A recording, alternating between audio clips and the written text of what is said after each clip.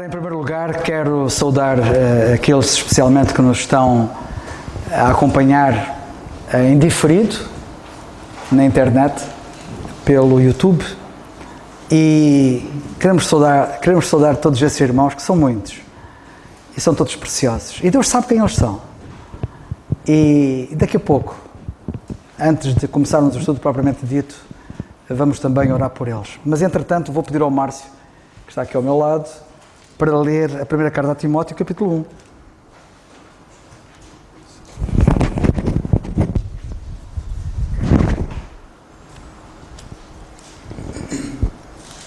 Ora, então vamos passar à leitura da palavra. Em 1 Epístola a Timóteo, capítulo 1, diz assim: Paulo, apóstolo de Jesus Cristo, segundo o mandado de Deus, nosso Senhor, e do Senhor Jesus Cristo, esperança nossa. A Timóteo, meu verdadeiro filho na fé, graça, misericórdia e paz da parte de Deus, nosso Pai, e da de Cristo Jesus, nosso Senhor.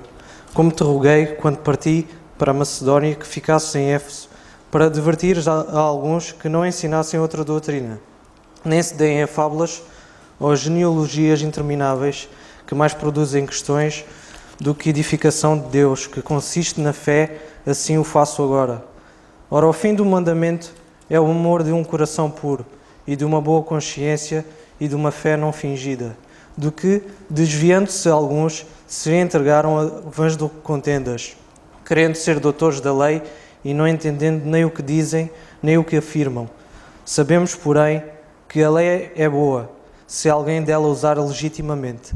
Sabendo isto, que a lei não é feita para o justo, mas para os injustos e obstinados, para os ímpios e pecadores, para os profanos e irreligiosos, para os parricidas, matricidas, para os homicidas, para os devassos, para os sodomitas, para os roubadores de homens, para os mentirosos, para os perjuros e para o que for contrário à sã doutrina, conforme o Evangelho da glória de Deus, bem-aventurado, que me foi confiado.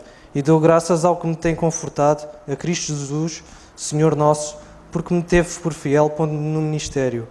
A mim, que de antes fui blasfemo e perseguidor e opressor, mas alcancei misericórdia porque o fiz ignorantemente na incredulidade. E a graça do nosso Senhor superabundou com a fé e amor que há em Jesus Cristo. Esta é a palavra fiel e digna de toda a aceitação, que Cristo Jesus veio ao mundo para salvar os pecadores, dos quais eu sou o principal. Mas por isso alcancei misericórdia, para que em mim, que sou o principal, Jesus Cristo mostrasse toda a sua longanimidade para o exemplo dos que haviam de crer nele para a vida eterna. Ora, ao Rei dos séculos, imortal e visível, ao único Deus, sejam honra e glória para todo o sempre. Amém. Este mandamento te dou, meu filho Timóteo, que segundo as profecias que houve acerca de ti, milites por elas boa milícia, conservando a fé e a boa consciência, rejeitando a qual alguns fizeram naufrágio na fé, e entre esses foram Emineu e Alexandre, os quais entreguei a Satanás, para que aprendam a não blasfemar. Tal como eu tinha dito, há muitos que nos acompanham em diferido, e alguns estão numa cama, e há outros que estão isolados, não tem outra forma de receber algum ministério da palavra de Deus, e costumam ouvir estes estudos, e vais orar por eles. Sim. Pode ser? E conforme o Senhor te guiar. Tens. Nosso querido e amado Pai, vamos à Tua presença, Pai, agora rogante por aquelas almas que agora foram referidas, que dentro das suas dificuldades nas suas vidas, muitos estão acamados, outros estão sós e abandonados, mas nós sabemos que Tu não nos abandonas e que eles também tenham essa certeza, Pai. Amém. Que Tu és com eles, a Tua graça é para todos e com todos, e que ninguém se sinta indiferente a isso, e que de facto possas ser com eles nas suas dificuldades e dar-lhes força e entendimento para continuarem a combater, principalmente a combater o seu próprio corpo, Pai, que é o nosso maior inimigo, é a nossa natureza pecaminosa, e muitas das vezes nos deixamos levar por ela, Pai, mas que de facto que a Tua palavra abunde nos corações de cada um daqui, dos que estão presentes e daqueles que nos estão a ouvir, Pai, e que o foco seja unicamente glorificar o Teu nome e aprender cada vez mais acerca da Tua Palavra, Pai, para que consigamos combater e seguir em frente segundo a Tua vontade, Pai. Tudo isto pedimos e agradecemos no nome do Senhor Jesus Cristo. Amém. Amém. Obrigado, Márcio. Nós vamos passar ao estudo bíblico propriamente dito e vou passar para o irmão Alberto, a partir do Brasil. Estamos a um mês dele chegar, menos de um mês, acho que já faltam 26 dias ou coisa que o valha, ou 25, de maneira que dentro de pouco tempo ele estará aqui e estarão a ser feitas gravações com mensagens dele aqui deste sítio. Mas um grande abraço para ele e para a família e obrigado, irmão Alberto, pela cooperação que nos tem dado, que tem sido tão apreciada e tão proveitosa e edificante. Vamos então ouvir o que o nosso irmão Alberto tem a dizer hoje. Mais uma vez aqui, pela graça de Deus, para juntos adorarmos ao Senhor através das Escrituras. Estudando a primeira carta de Paulo a Timóteo, capítulo 1, indo agora para o verso 4, que é a continuação do verso 3. Nem se deem a fábulas ou a genealogias intermináveis, que mais produzem questões do que edificação de Deus, que consiste na fé. Assim o faço agora. Quem é que não gosta de novidades? Quem é que não gosta de ouvir alguma coisa diferente? É exatamente isso que estava acontecendo no primeiro século com as igrejas. E Paulo está rogando a Timóteo para advertir alguns. Sabe que o perigo que ocorreu no primeiro século é o mesmo perigo que a igreja corre nos dias de hoje também, com novidades, com outros fatores diferentes para atrair as pessoas. Lendas, mitos, fantasias, genealogias, fábulas. Estes são alguns dos poucos ingredientes que as seitas usam para atrair pessoas fracas ou pessoas ávidas por novidades. É o fundamento e a ocupação de uma religião conhecida como os Mormons, que diz que Jesus veio se apresentar aqui na América do Norte e se revelar a um outro profeta, Joseph Smith. Eles acreditam ainda por distorcer um versículo em genealogias e grandes pesquisas. Temos também testemunhas de Jeová. Quem não conhece este grupo que fica nas esquinas vendendo suas revistas? Uma religião que deturpa deliberadamente as Escrituras, ensinando equivocadamente suas fantasias, suas fábulas. E mais ainda nós temos os adventistas do sétimo dia, que também, através da sua profetisa, Ellen White, com tantas visões, sonhos, imaginações, atraem as pessoas. Poderíamos falar de tantas outras religiões com suas doutrinas equivocadas, atraindo pessoas sinceras, pessoas honestas, que estão dentro destes meios sem saber do perigo que correm. Mas o perigo também pode vir dentro de casa. Quando você liga a sua televisão, um programa como Discovery Channel, History Channel, que traz, vira e mexe, hora e outra, documentários sobre a Bíblia, sobre os milagres que ocorreram e estão registrados nas Escrituras, questionando, duvidando e tentando mostrar e convencer através da ciência. Temos que tomar muito cuidado, pois estas coisas, estas novidades, sempre alimentam a carne, o intelecto das pessoas que querem explicações, querem entender o sobrenatural. Por isso elas são presas fáceis. Apocalipse 19:10 diz que Jesus é o espírito de profecia, o centro de toda a controvérsia destas religiões que o ignoram. Muitas até colocam Jesus como um profeta, um mero homem, negando a sua divindade. Aqui Paulo está rogando a Timóteo de uma iminente apostasia que está a acontecer em Éfeso, a capital da Ásia Menor do primeiro século. Ele adverte a Timóteo para que outras pessoas não venham a ensinar outro tipo de doutrina, que não vai trazer nenhum benefício, não vai trazer edificação na piedade, a Deus, a adoração.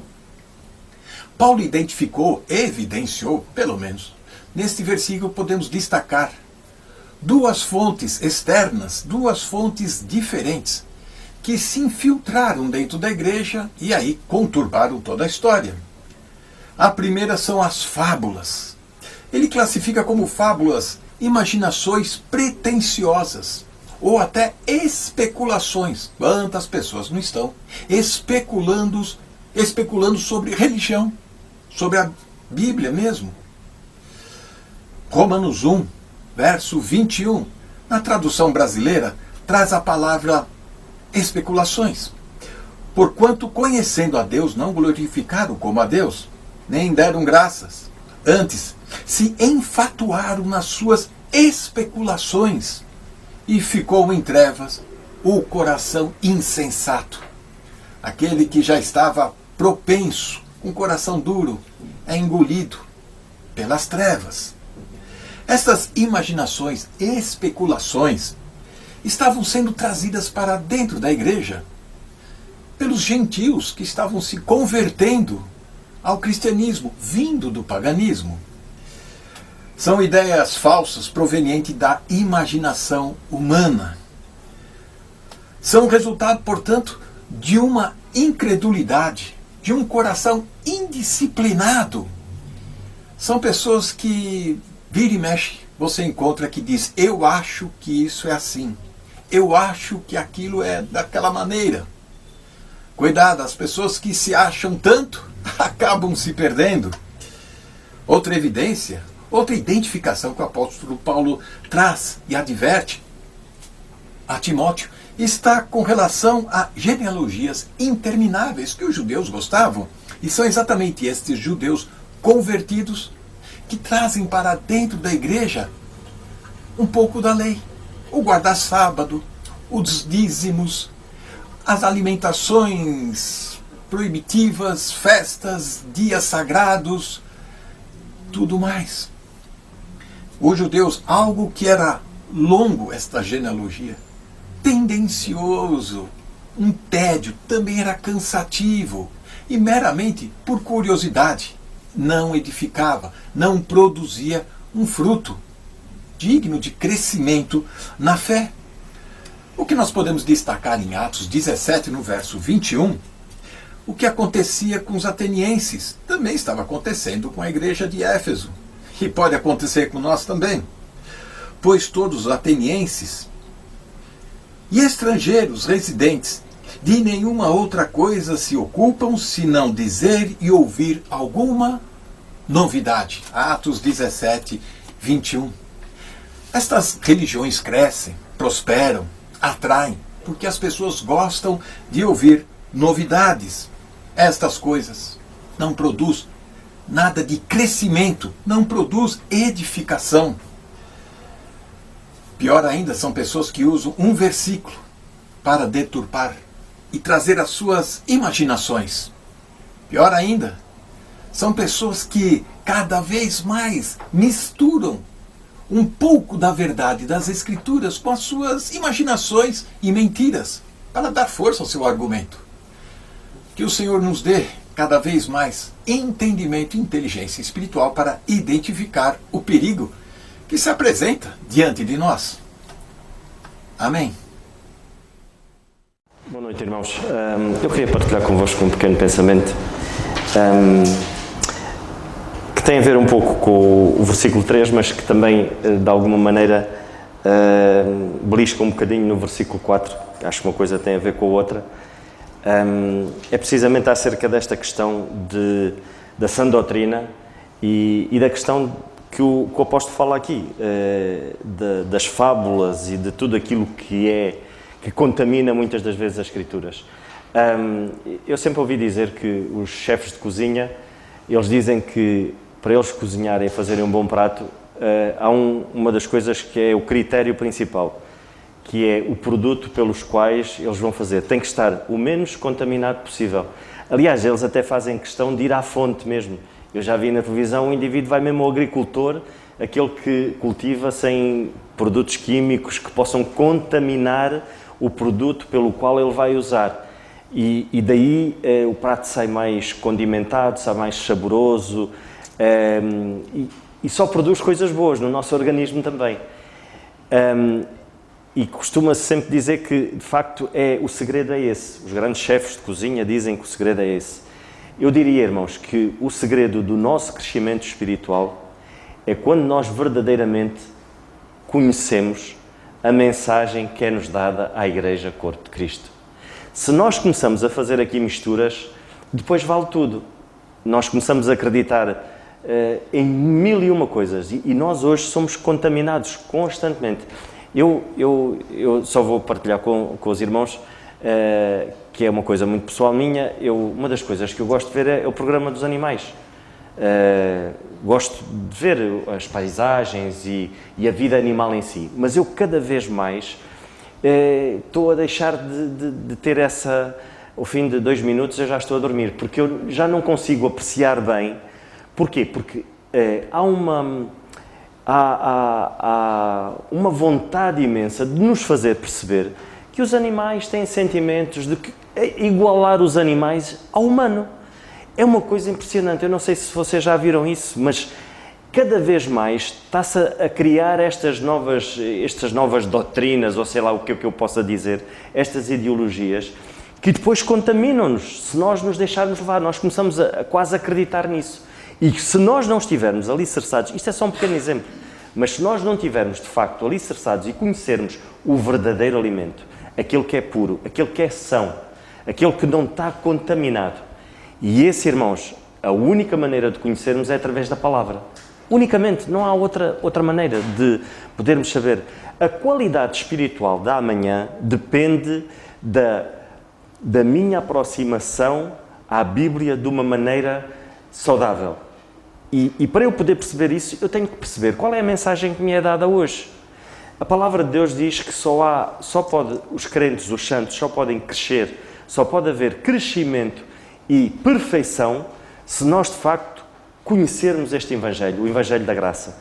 E para conhecer o Evangelho da Graça, nós temos que saber coisas básicas que nos fazem pensar e que nos fazem procurar, de facto, no sítio certo, da maneira correta, o ensinamento para nós. O apóstolo Paulo, uma das grandes preocupações dele, não era preocupado se os santos na altura estavam bem financeiramente, não era preocupado se eles se davam lindamente, porque isso depois era uma consequência de eles estarem firmes na sã doutrina.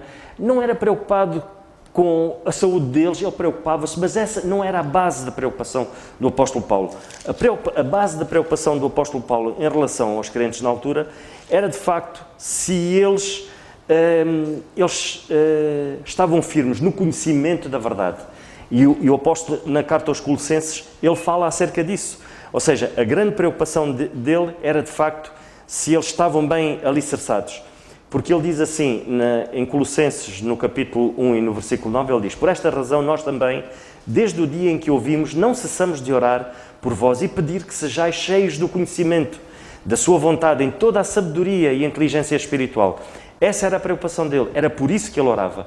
E mais à frente, nós vemos na epístola, na carta aos Hebreus, para nós podermos perceber, o apóstolo aqui diz isto assim, no capítulo 6. Pelo que, deixando os rudimentos da doutrina de Cristo, só aqui nós começamos a pensar, então, mas se de facto nós temos que estar firmes na palavra, então aqui a palavra também diz que, pelo que, deixando os rudimentos da doutrina de Cristo, prossigamos até a perfeição, não lançando o novo fundamento do arrependimento de obras mortas e de fé em Deus. E quem de facto não conhece a palavra de Deus, pensa assim, então não me importa a mim obedecer aquilo que o Senhor disse? Importa, claro.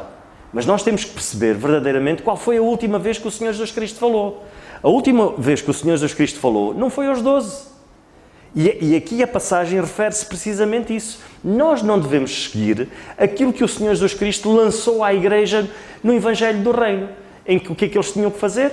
Eles tinham que ir por todo o mundo, ou seja, eles tinham que crer, serem batizados para que então houvesse salvação. E depois disso haveria outras coisas que eles iriam fazer. Esses eram os rudimentos que o Senhor Jesus Cristo lançou à igreja na altura. Não tem nada a ver com a igreja Corpo de Cristo. Ou seja, porque o Senhor Jesus Cristo, a última vez que falou, foi o apóstolo Paulo. E nós podemos ver isso na primeira...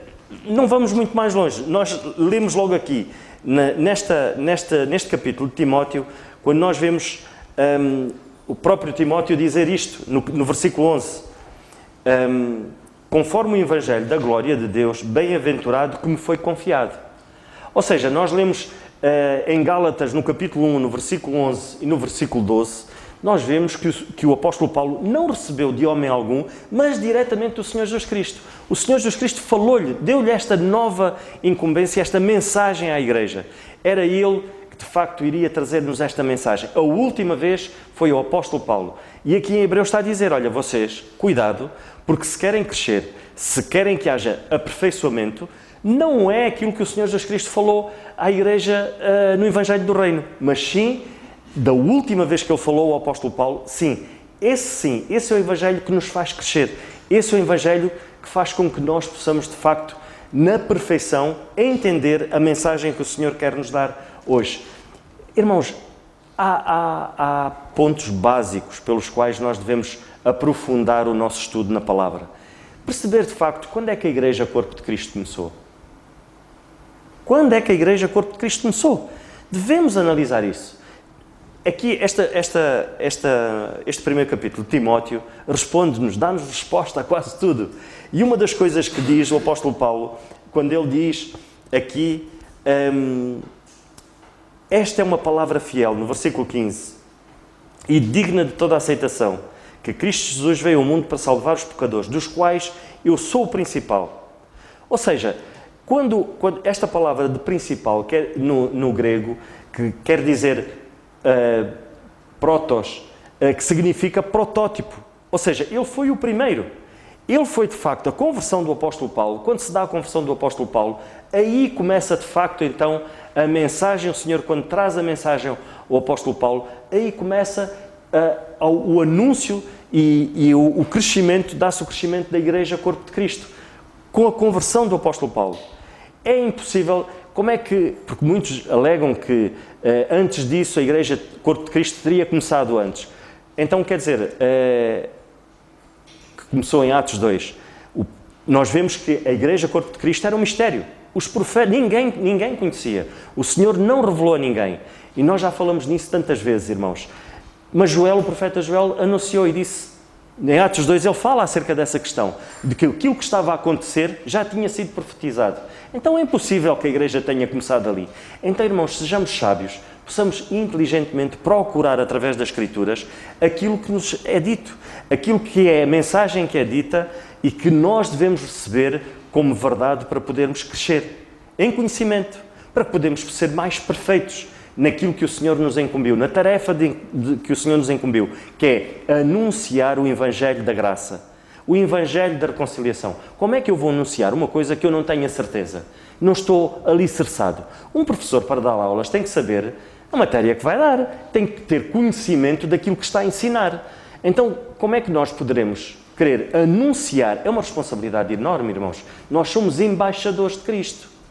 Um embaixador tem uma responsabilidade enorme. Ele sabe as leis, ele conhece as leis do seu país de origem. E ele está a representar o seu país noutro país. E nós somos assim. Esta não é a nossa terra, isto não é a nossa nação. A nossa nação é celestial. A nossa promessa é diferente. Então nós temos que conhecer verdadeiramente ao milímetro, este Evangelho da Graça. Porque se nós não conhecermos, irmãos, nós não vamos conseguir passar a mensagem certa. E digo-vos uma coisa, irmãos, e depois nós vamos estar, a nossa confiança vai estar nos relacionamentos, a nossa confiança vai estar no bem-estar, a nossa confiança vai estar no bem-estar emocional. A nossa confiança não pode estar no nosso emocional, porque o nosso emocional vem do coração e o nosso coração é enganoso. Hoje estamos bem, amanhã não estamos bem. A nossa confiança tem que estar no Senhor e é na Sua palavra. Que o Senhor nos ajude, irmãos. Temos muito mais pontos que poderíamos falar acerca desta questão de como foi dado o apóstolo Paulo e tudo mais, mas que o Senhor nos ajude e que, de facto, ao nós estarmos, como já falamos várias vezes e ainda a última vez eu toquei neste assunto, um banqueiro, ele não precisa de conhecer as notas falsas, ele tem que conhecer as notas verdadeiras. Se ele conhecer bem as notas verdadeiras, tudo o que for falso passa-lhe pelas mãos e ele detecta. E nós também temos que conhecer verdadeiramente este Evangelho, irmãos. Isto dá-nos segurança. Se nós não conhecermos, nós vamos ser levados por fábulas, por doutrinas, por ventos de doutrinas humanas que nos fazem encher o ego, e isso é muito mau, porque é agradável quando nos enchem o ego. Então temos de ter cuidado com isso, irmãos. Que o Senhor nos ajude. E não é por acaso que o apóstolo Paulo fala acerca destas questões e no versículo 3, quando ele fala do perigo de não saber a sã doutrina, logo agora a seguir ele fala nas fábulas e tudo mais, que nós somos suscetíveis a aprender isso tudo e depois pôr em prática. E isso vai ser mau para nós, claro, e não há crescimento. Que o Senhor nos ajude, irmãos. Era só isto que eu queria partilhar com os irmãos. Referido pelo irmão Alberto e agora pelo nosso irmão Nando, é de suma importância. Eu vou-me deter apenas no versículo 4 sobre a palavra fábulas. Já ouvimos o nosso irmão Alberto explicar ali muita coisa. Ouvimos agora o nosso irmão Fernando Quental a explicar a importância de se conhecer bem a Bíblia, a sã doutrina. E eu começaria por dizer o seguinte: o versículo 4 diz assim: nem se deem a fábulas ou a genealogias intermináveis que mais produzem questões do que edificação de Deus, que consiste na fé, assim o faço agora. Sabem que ao contrário da palavra de Deus que nos dá certezas, as fábulas e genealogias trazem-nos interrogações, que é uma coisa curiosa. Produzem questões, não produzem certezas. A palavra de Deus produz certezas. Assim diz o Senhor. Ora bem, nem se deem a fábulas. Nós no versículo anterior, e quando eu falei sobre o versículo anterior, nós vimos a importância de se conhecer a doutrina verdadeira, e o nosso irmão Fernando acabou agora de mostrar e de lembrar a importância de se conhecer a doutrina verdadeira para se detectar as falsas doutrinas. Nós vimos então que falsas doutrinas podem ser doutrinas estranhas à Bíblia e doutrinas que, apesar de serem bíblicas, são estranhas à atual dispensação da graça de Deus. São bíblicas, mas não têm nada a ver connosco hoje. Portanto, há estas duas dimensões.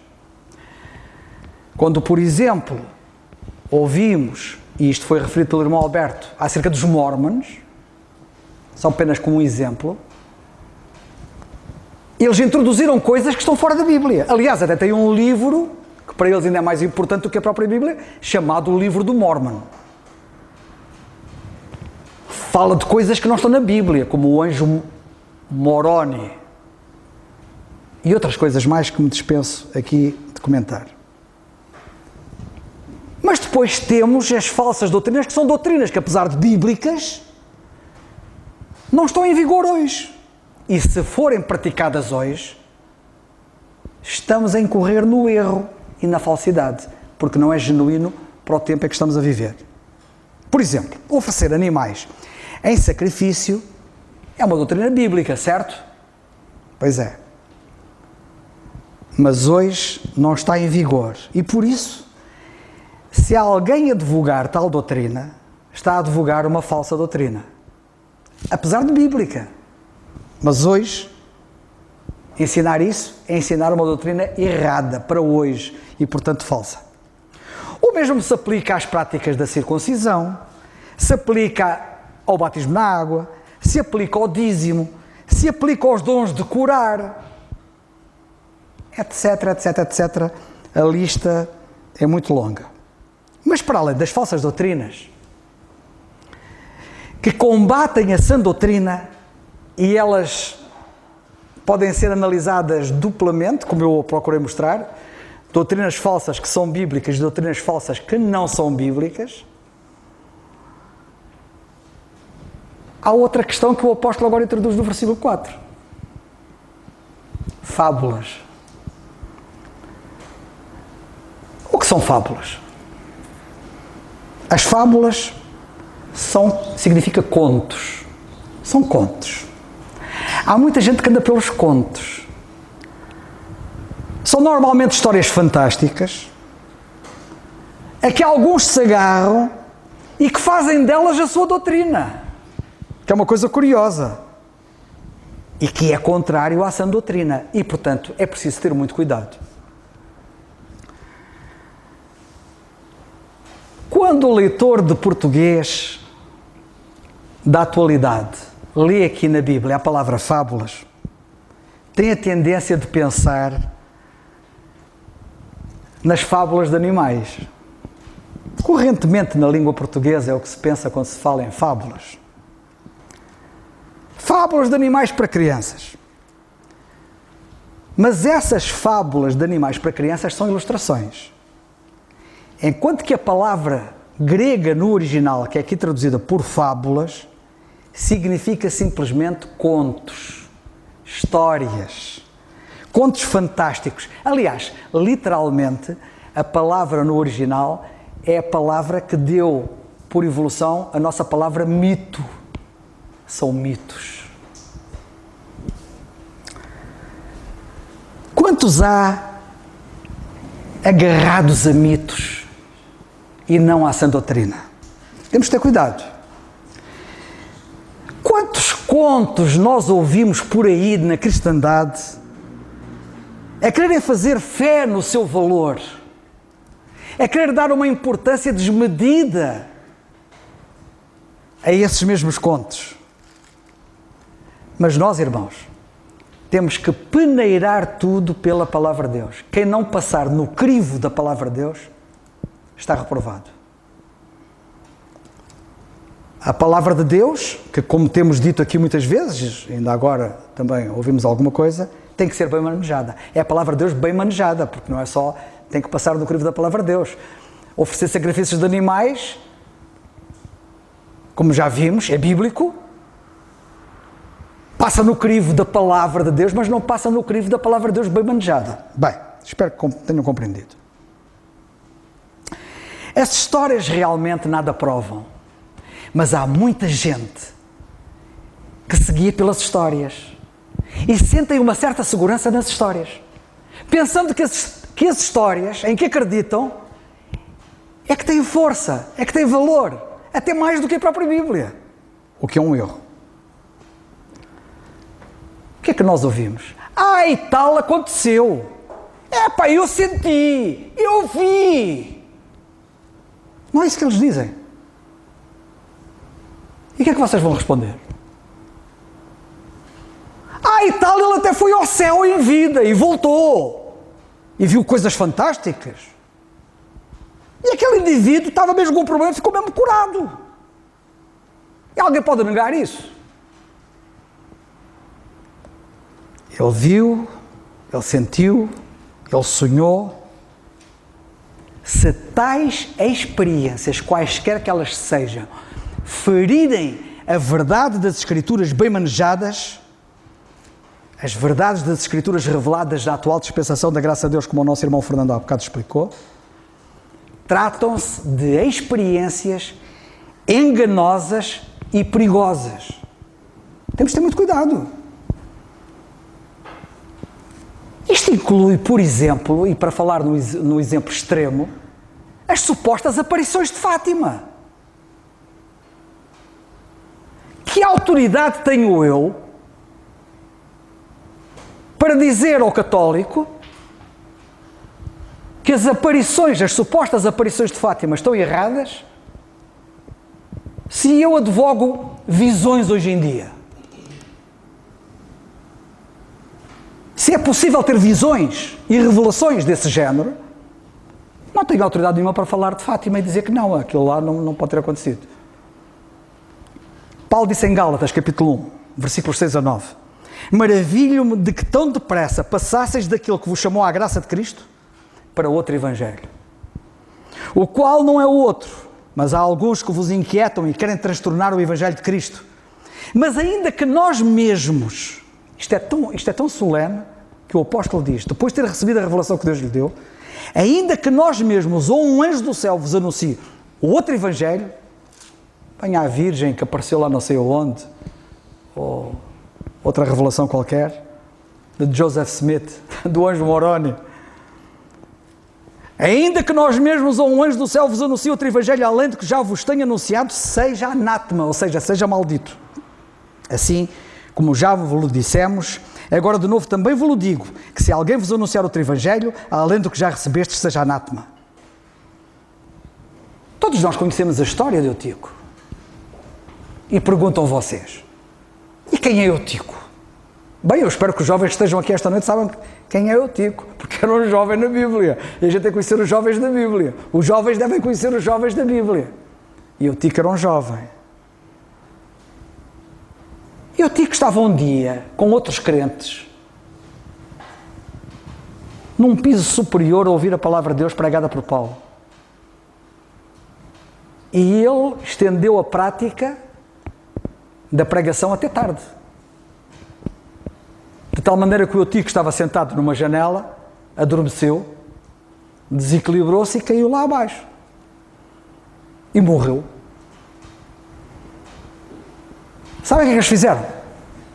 Suspenderam a reunião, desceram todos lá abaixo para ver o que é que tinha acontecido ao Eutico.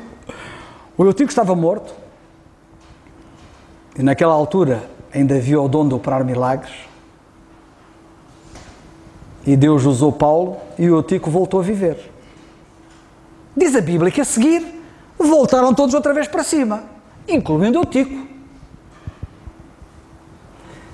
Quem é que vocês supõem que a seguir devia pregar? Eu queria ouvir o Eutico. Eutico, Paulo, a gente gosta muito de ti, Paulo, mas por favor, vamos ouvir o Eutico. Eutico, conta lá como é que foi. O que é que tu viste? Não. A Bíblia diz que quem continuou a pregar foi Paulo.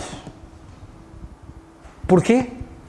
Porque Eutico, por mais extraordinária que tivesse sido a experiência por que ele tivesse passado ao morrer e ao ressuscitar, nunca diria nada a mais do que a própria palavra de Deus diz. Nunca diria mais.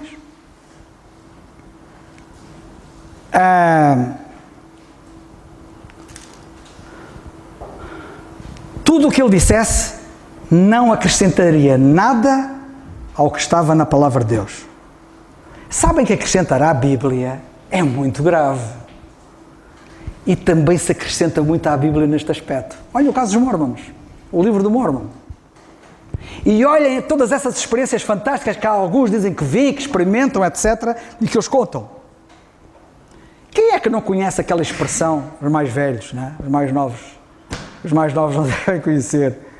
Havia um ditado popular muito antigo que dizia assim, e sabem que a Bíblia fala, no capítulo 4, vamos lá chegar, rejeita as fábulas. Sabem que no capítulo 4, no versículo 6 e 7, ele diz, rejeita as fábulas profanas e de velhas.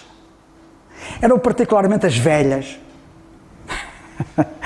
que diziam assim, as idosas, a 1000 chegarás, de 2000 não passarás. Quantas vezes eu ouvi pessoas pensarem que isto era um versículo da Bíblia? A 1000 chegarás, de 2000 não passarás. E quando se chegou ali à altura do ano 2000 estava tudo cheio de medo. O que é que vai acontecer? Quanta gente cheia de medo. Eu nem vou comentar mais, vou ficar por aqui. Que ignorância da palavra de Deus.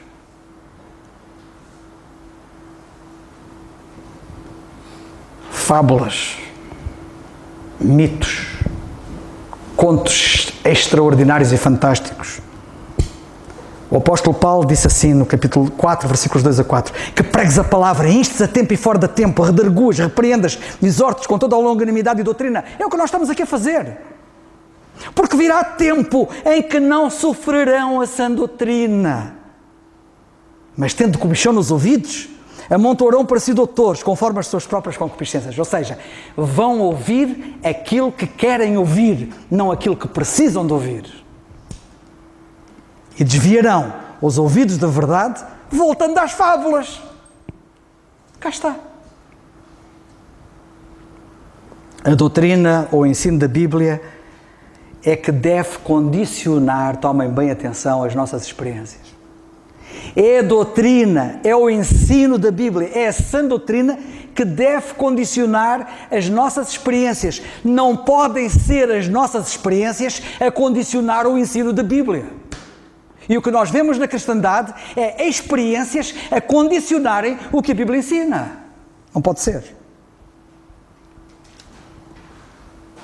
Para terminar, é como os supostos sinais.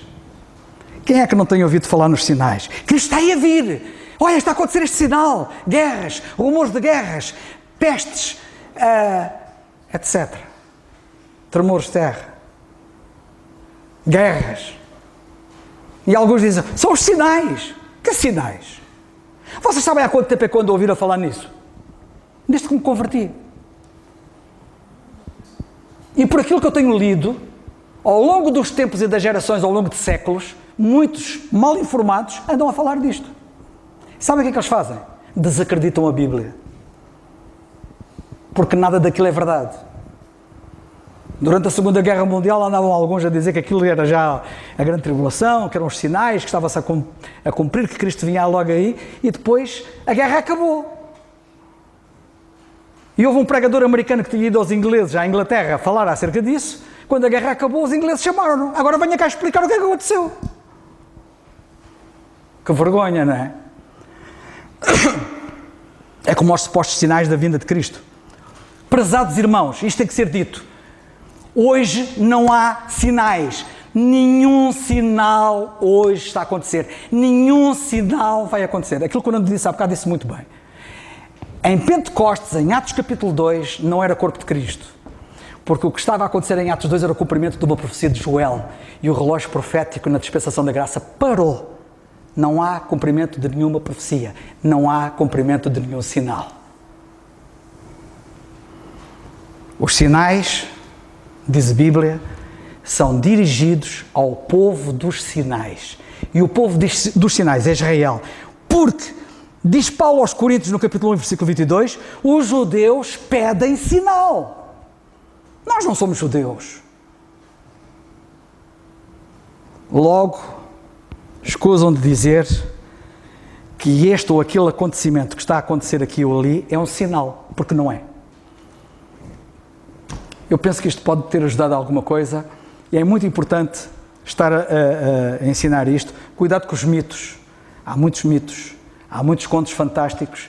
Nós temos que conhecer, como dizia o Nando muito bem, a nota verdadeira. Esta é a nota verdadeira. Anda por aí muita nota falsa. Que Deus nos abençoe. Boa noite a todos.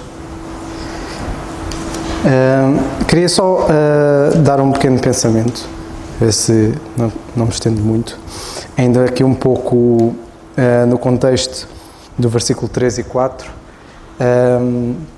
e lendo novamente, como te roguei quando parti para a Macedónia, ficasses em Éfeso para advertir-se a alguns que não ensinem outra doutrina, nem se deem a fábulas ou genealogias intermináveis que mais produzem questões do que edificação de Deus que consiste na fé, assim o faço agora. Nós já temos aqui falado, irmãos, e relembrando algo novamente, que estes versículos e daqui para a frente o apóstolo Paulo vai falar de um problema que era grave, que estava a passar-se em Éfeso, e que, como nós ouvimos, nós temos de conhecer, e um banqueiro, não é? Normalmente, quando trabalha com notas, ele conhece a verdadeira e sabe o que é falso ou não, porque ele sabe qual é a verdadeira. E o apóstolo Paulo aqui está a reforçar isto. Nós, no sentido de sabermos qual é que é a doutrina ensinada para nós hoje, e que ele diz que várias vezes que lhe foi entregue, e adverte, como sabemos, a que não ensinem outra doutrina. E ele carrega aqui com vários exemplos e vários pontos e vai ao ponto até de dizer quem é que anda a fazer isto. E é interessante, porque nós muitas vezes, e às vezes, e nisto podemos, e convém ser muito sábio na forma como falamos com alguns irmãos e até em algumas igrejas. Eu, por exemplo, não, e como os irmãos sabem, vou visitando várias igrejas locais, mas lá, e várias vezes ouço outros tipos de ensinos, mas eu também não me vou levantar e pôr-me contra toda uma igreja, não é? Isso não é a forma sábia de o fazer. E o apóstolo Paulo aqui até ele é agressivo, porque muitos estavam a atacar entre várias igrejas. Éfeso era uma delas, porque havia pessoas que de facto estavam a ir não só contra a igreja, mas também a ir com um ensino totalmente errado. E ele aqui tinha um responsável, que era Timóteo, naquela altura, que era a pessoa responsável para de facto advertir principalmente estes que estavam a ensinar erradamente, para eles não ensinarem outra doutrina. E ele depois chega aqui com vários exemplos, como nós já vimos, que era não darem-se a fábulas ou genealogias, que de facto iriam provocar mais questões, e de facto isto, e o objetivo deles não era a produção de questões, mas era de facto desviarem-se do mais importante, do foco mais importante, que era o ensino que o Senhor deu ao apóstolo Paulo. E aqui o apóstolo Paulo, ele carrega destes exemplos de fábulas, que de facto o foco deles era desviar-se, levarem-se às fábulas, genealogias intermináveis, e nós havemos de chegar ao versículo 4 e no capítulo 1, que ele ainda carrega com algo que nós vemos que é pesado, o que ele fala aqui, porque ele diz que, que ele diz que nos últimos tempos apostatarão alguns da fé, e notem agora, dando ouvidos a espíritos enganadores, e notem agora doutrinas de demónios. E vemos aqui coisas que Paulo a explicar de coisas terríveis. Por exemplo, podemos dizer e sabemos perfeitamente que várias seitas, e sabemos que elas são seitas, porque o que eles ensinam não é só contrário à palavra de Deus, ao ensino que o Senhor deu ao apóstolo Paulo, mas até à própria Bíblia. Se nós conhecemos os Mormons a dizerem que existe um livro que ainda é mais importante que a Bíblia, e ensinam que é esse livro que tem de ensinar, isso é doutrina de demónios, porque estão a diminuir não só a pessoa do Senhor Jesus Cristo, como o próprio Deus. Estão a ensinar algo que vai contrário completamente à vontade de Deus.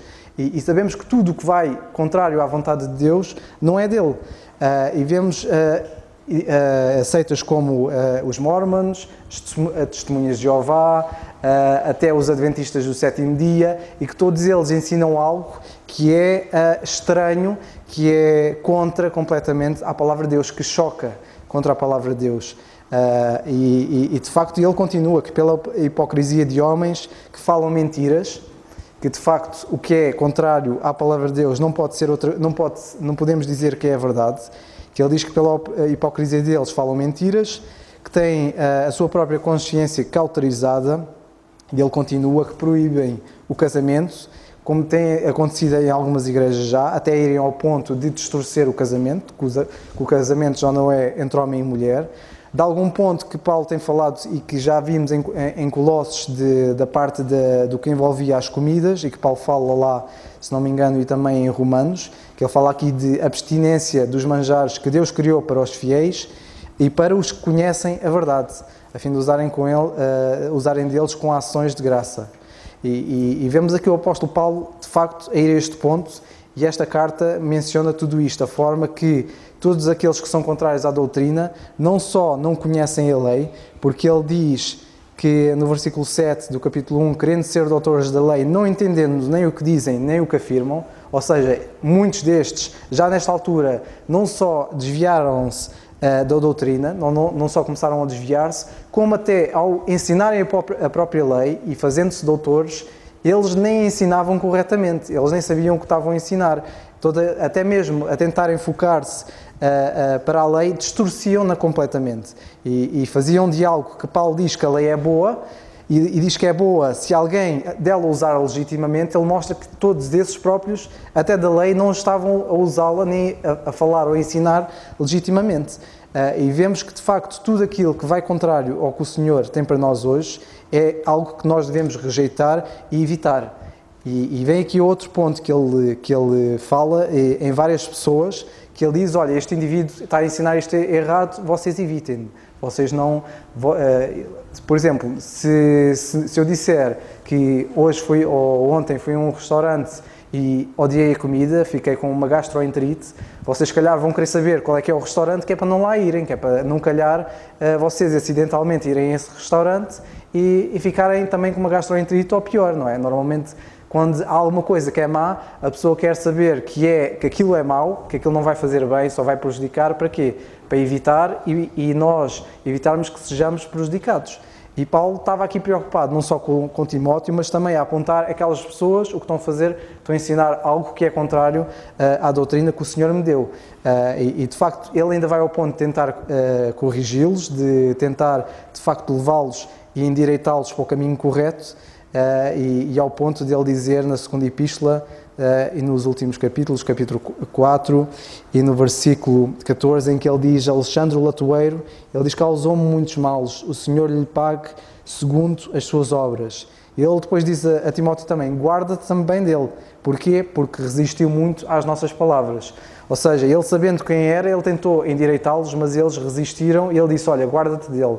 Ele basicamente é quase, ou poderíamos dizer, um caso perdido. Evita-o e não o deixes que de facto ele infiltre-se nas igrejas para ensinarem aquilo que é contrário à palavra de Deus.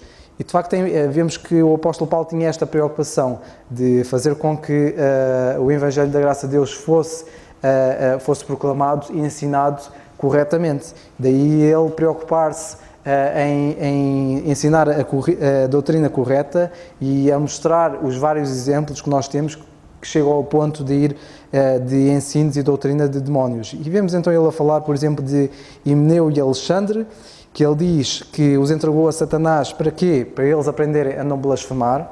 Vemos ele ao ponto de, na segunda epístola, no versículo no capítulo 1 e no versículo 15, em que ele depois já diz que os que estão na Ásia todos se apartaram de mim, e que ele fala aqui, entre os quais foram Figelo e Hermógenes, que havemos de chegar lá, e que dá para perceber que ele menciona aqui pessoas de foco, porque havia vários que se tinham apartado dele, mas ele fala aqui de pessoas de foco que eventualmente são pessoas que deviam estar a levar outros ao caminho errado, a desviarem-se do Evangelho da Graça de Deus, a desviarem-se da verdade. E ele depois menciona mais à frente, de alguns até o ensino que estavam a proclamar. E ele depois, mencionando no capítulo 2 e no versículo 17, em que ele diz: e a palavra desses ruirá como gangrena, entre os quais, diz ele, são Himeneu e Fileto. E ele diz o que é que eles andam a ensinar. Ele diz que os quais se desviaram da verdade, dizendo o quê?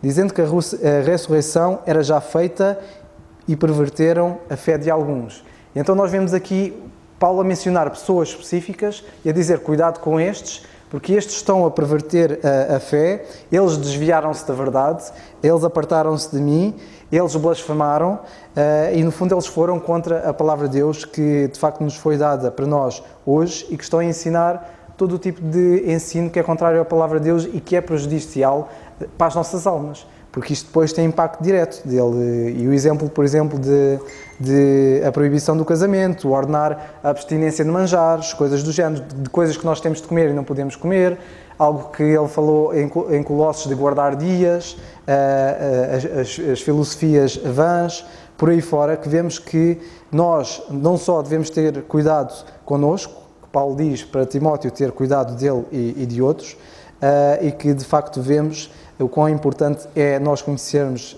e o que temos falado da doutrina e do Evangelho da Graça de Deus, para de facto nós percebermos o que é importante e percebemos que alguns que proclamam ou a lei ou outro tipo de doutrinas não estão completamente errados, como também precisam de ser endireitados e perceber a verdade do Evangelho da Graça de Deus.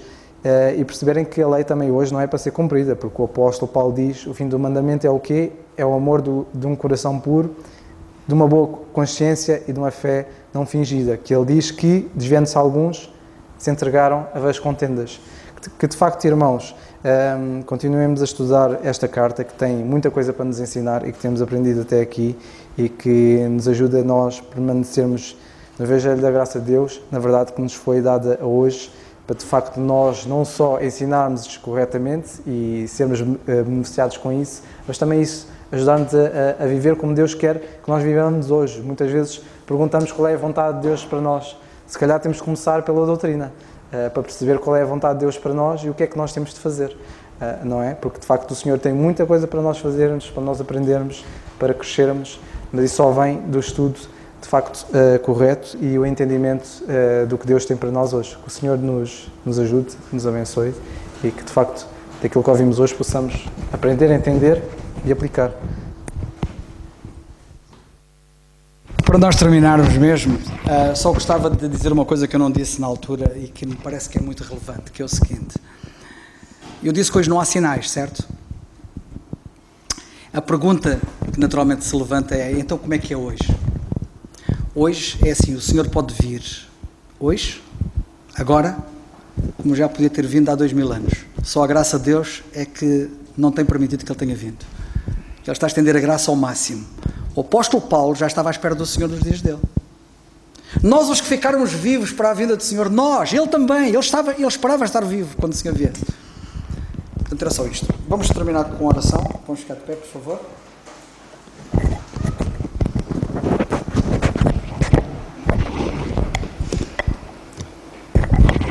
Senhor, consolida a Tua palavra nos corações, dá-nos uma fé firme, inabalável, assenta nas Escrituras, na verdade das Escrituras, e que Tu glorifiques o Teu nome através das nossas vidas.